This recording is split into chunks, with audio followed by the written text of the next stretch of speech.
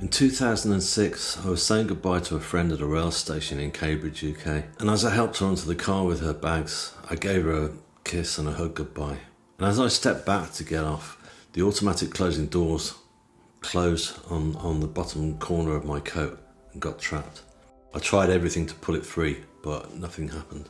As the engine started to rev up on the train, I figured at this point that I wasn't going to make it. I thought, this is it, I'm going to die.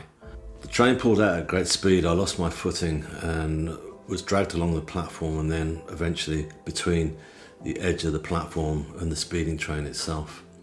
And then I was sucked under the wheels. I was thrown around relentlessly. It was like being thrown into a dark, aggressive, violent machine. It was extremely painful and terrifying.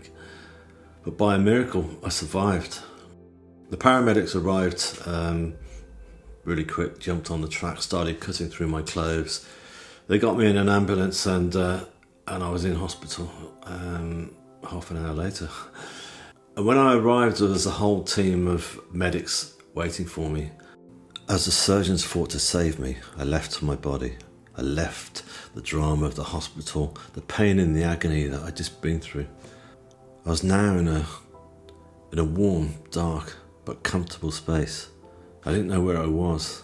I tried to get my bearings, and as I looked around me, I was suddenly greeted by these orbs of colour, orbs of light that were slowly pulsating all around me.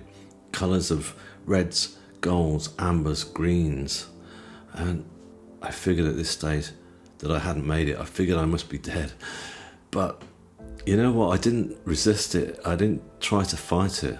It's not like I wanted to die, but I felt protected, so I was okay. Then I decided to check on the wounds that my body had received from the accident. My left arm in particular, I knew that was in a bad way. It had been severed, it had been cut from the elbow down. But as I looked over, everything was in place. My whole body was just fine. There wasn't even a single scratch or bruise or cut, nothing.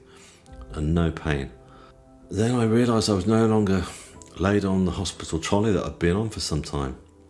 I was now on this huge granite rock, something like a medieval altar, but I felt safe on it. It felt comfortable. It was odd because I was no longer clothed. I was just covered in this blue satin, silky textured material to protect me. So I laid my head back and closed my eyes. Then light started to appear through my eyelids, and as I looked up into the darkness, there were 3 symmetrical grids of white light coming in towards me. The light was so bright that normally with the human eye you wouldn't be able to look into it, but in this realm it was possible. In fact, I couldn't take my gaze away because there was a healing force coming from this light that was so hypnotic, and I felt the energy of this light was just covering the whole of my body, as if to heal all the trauma that my body had just been through in the accident. So I lay back and closed my eyes yet again and just kind of bathed in this healing energy. And as time went on, I felt the presence of somebody near me. I felt somebody had arrived.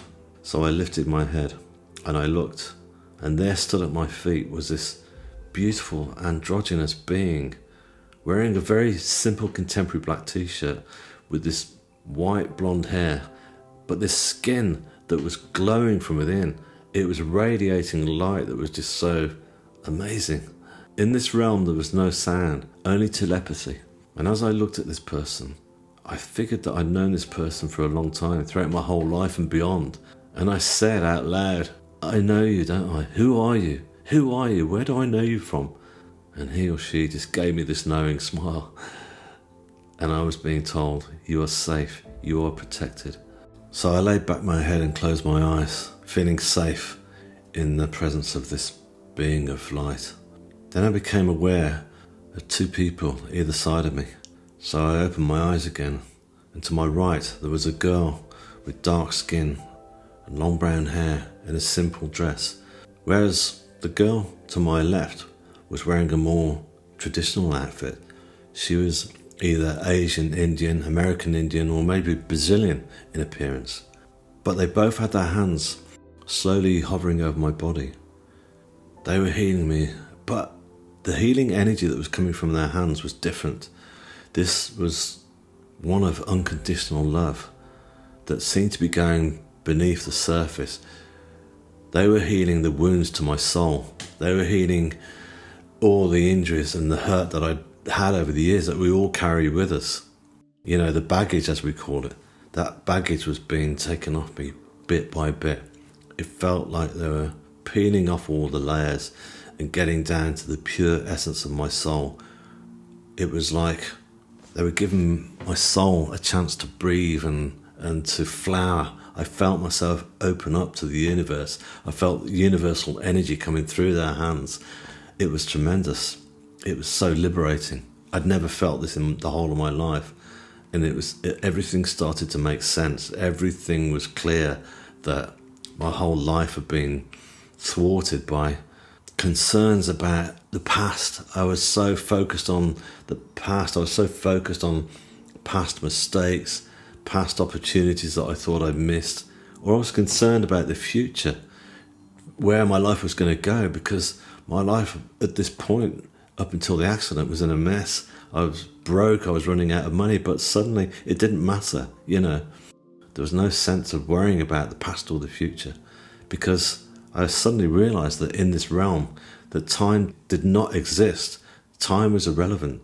The only thing that really mattered was the present moment. Then I started to think about my family, because they turned up at the hospital. They were upset, they were traumatised by the whole thing. You know, my mum was in tears, I remember. But when I thought about them now, it wasn't like me of old. Me of old would have been feeling guilt and shame, like it was all my fault that this had happened. All that had gone. All I felt was just pure love for them. That was the only concern I had, was love. So I tried to ease my way over the side of this huge rock, hoping to see my family.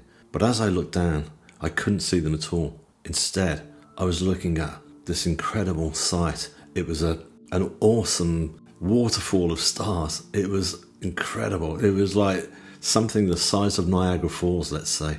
But instead of millions of tons of water falling over the edge, it was billions of stars sparkling and shining, shooting stars just falling down, cutting through one galaxy into another. And as my eyes focused, I was seeing colours, nebulas forming. I was looking into infinity. I realised that now I was no longer in what I figured to be a small, warm, darkened space. I was in the universe itself, and I felt the presence of that universe. I felt the energy of that universe moving forward, and I was moving forward with it. I was part of the universe. We all are, and that was the moment of realisation. Again, a moment of telepathy. So I pulled myself back over onto the rock, and I remember saying to myself, okay, well, I can't see my family, but that's okay, because they'll be fine. They'll be experiencing all the wonders and all the joys that I'm now experiencing myself at some stage soon. So I laid my head back and closed my eyes and continued to enjoy all this healing energy that was coming through. And I learned that all three of these beings, the being of light, the two female forms either side, giving me all this beautiful energy of love, had been with me throughout the whole of my life. They'd been there watching over me, and I just hadn't known it. I just hadn't been able to connect with them or tap in. But now I was. Now I was completely connected with my guides.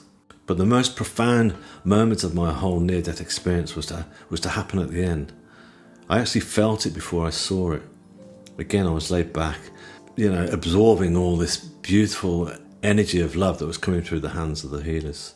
There was a shift. That energy suddenly became more intense. It became more powerful, and I knew something had changed. So I opened my eyes and lifted my head, and there ahead of me, coming through the stars, coming through the universe itself, was this huge tunnel of white light surrounded by dramatic flames that normally I would have been terrified by this whole sight, but all I felt was joy and excitement as to what was happening.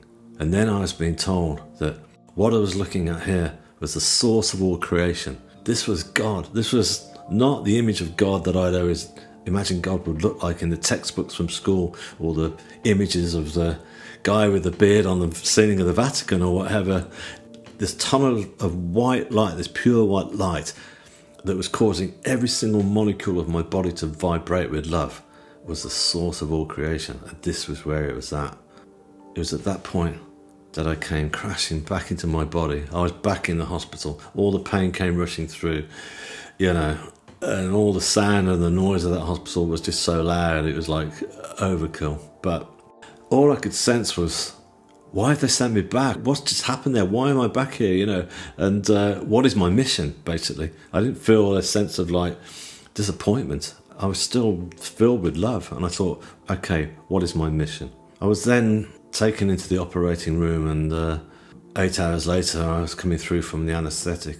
I remember, yes, okay, I was trying to process, the enormity of the accident, going under a train, and the fact that, my whole body was just in agony at that point. But ultimately, I was just focused on this incredible spiritual journey that I just had. So I decided, for the first time in my life, that I was going to create large dramatic paintings of what I'd seen in the afterlife, large canvases, just like the ones that the Renaissance painters used to do, the big biblical scenes. That's what I was going to do. So when I got out of hospital, I got to work. Once I was well enough to start, once I was fit enough, months later, I started painting. Yes, I was apprehensive at first because I didn't want to get this wrong. But as soon as I started to create the first painting, I knew that I was being helped. I felt like I was still attached to that other realm. They were giving me like a crash course on how to apply paint to a canvas, how to create flesh tones, tones of light, and all those things. I was then inspired to start writing music to tell my story. I was inspired to start writing classical music for orchestra with no formal training. And in fact, to this day, I can still not read or write a single note of music.